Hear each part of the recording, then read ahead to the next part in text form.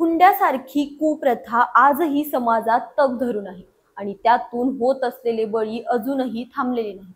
ही गोष्ट अत्यंत चिंताजनक आहे। याचे अलीकडेच समोर आलेले दुर्दैवी उदाहरण म्हणजे वैष्णवी हगवणे आत्महत्या प्रकरण। 16 मे रोजी राष्ट्रवादी काँग्रेस अजित पवार गटाचे नेते राजेंद्र हगवणे यांची सून वैष्णवी हगवणे हिने आत्महत्या केली। या घटनेमागे हुंड्यासाठीचा छळ आणि कौटुंबिक हिंसाचार असल्याचे आरोप करण्यात आले आहेत। नमस्कार, मी अंजली आपलं स्वागत करते पोलखोलमध्ये। पुणे जिल्ह्यातील मुळशी तालुक्यातील भुकुम गावात 16 मे 2025 रोजी 23 वर्षांची वैष्णवी शशांक हगवणे हिने गळफास घेऊन आत्महत्या केली।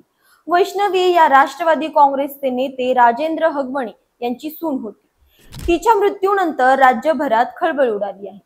वैष्णवीच्या माहेरच्यांनी आरोप केला आहे की सासरच्या मंडळीकडून हुंड्यासाठी तिचा मानसिक आणि शारीरिक छळ केला जात होता। लग्नावेळी 51 तोळे सोने, फॉर्च्युनर गाडी आणि इतर मौल्यवान वस्तू दिल्या गेल्या होत्या, तरी देखील तिला सतत पैशासाठी त्रास दिला गेला आणि घराबाहेर काढण्यात आलं। या सातत्याने होणाऱ्या छळाला कंटाळून वैष्णवीने आत्महत्येचा मार्ग निवडला। वैष्णवीच्या वडिलांनी पोलिसात दिलेल्या तक्रारीनुसार तिचा पती शशांक आणि सासरे राजेंद्र हगवणे यांनी आर्थिक कारणांमुळे तिला मारहाण केली। एकदा त्यांनी विचारलं, यावर राजेंद्र आणि शशांक म्हणाले, आधीच सांगितलं होतं आम्हाला पैसे पाहिजेत, तुझ्या पोरीला आम्ही काय फुकट नांदवायचं। हे शब्द ऐकून वडिलांचं काळीज हेलावलं। वारंवार पैशांची मागणी होत होती असंही त्यांनी आपल्या तक्रारीत नमूद केलं आहे। वैष्णवी आणि शशांक यांचं लग्न प्रेम विवाह होता। तिच्या कुटुंबाने सुरुवातीला या विवाहाला विरोध दर्शवला होता, तरीही वैष्णवीच्या इच्छेखातर त्यांनी तिचं लग्न थाटात लावून दिलं।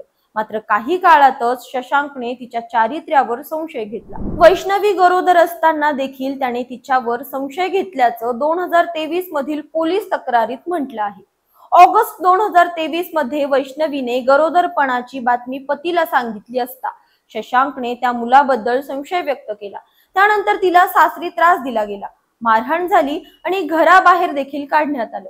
या धक्क्यामुळे वैष्णवीने 27 नोव्हेंबर 2023 रोजी विष घेऊन आत्महत्येचा प्रयत्न केला होता। तिच्यावर एम्स रुग्णालयात उपचार सुरू होते।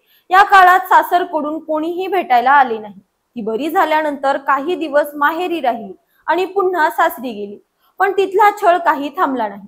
यानंतर वैष्णवीच्या पतीने तिच्या वडिलांकडे 2 कोटी रुपयांची जमीन खरेदीसाठी मागणी केली असं FIR मध्ये नमूद आहे। वैष्णवीच्या मामाने दिलेल्या माहितीनुसार लग्नावेळी हगवणे कुटुंबाने सतत महागड्या वस्तूंची मागणी केली। आधी MG हेक्टर गाडी देण्याचं ठरलेलं असताना फॉर्च्युनरची मागणी करण्यात आली।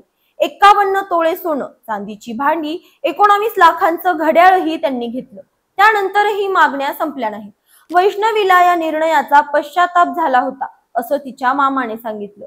वैष्णवीच्या शवविच्छेदन अहवालात शरीरावर मारहाणीच्या खुणा आढळल्या असून तिची हत्या झाल्याचा संशय व्यक्त केला जात आहे। तिचे पती शशांक, सासू लता हगवणे आणि नणंद करिश्मा हगवणे यांना पोलिसांनी अटक केली आहे। तिचे सासरे राजेंद्र हगवणे आणि पती शशांक यांच्यावर खुनाचा आरोप करण्यात आला आहे। राज्य महिला आयोगाच्या अध्यक्षा रुपाली चाकणकर यांनी 19 मे 2025 रोजी स्वतः या प्रकरणाची दखल घेतली असून पोलिसांना तपास करून कठोर कारवाईचे आदेश दिले आहेत। वैष्णवीच्या मृत्यूनंतर शशांक हगवणे याला राष्ट्रवादी काँग्रेस पक्षातून निलंबित करण्यात आलं आहे। पक्षाकडून स्पष्ट करण्यात आलं आहे की गुन्हेगारांना कोणतीही माफी दिली जाणार नाही। राजेंद्र हगवणे सध्या पक्षाच्या कोणत्याही पदावर नाहीत अशी माहिती रुपाली चाकणकर यांनी दिली। या प्रकरणाबद्दल तुम्हाला काय वाटतं? कमेंट मध्ये नक्की सांगा। अशाच माहितीपूर्वक व्हिडिओसाठी आमच्या चॅनलला लाईक, सबस्क्राईब आणि शेअर करा।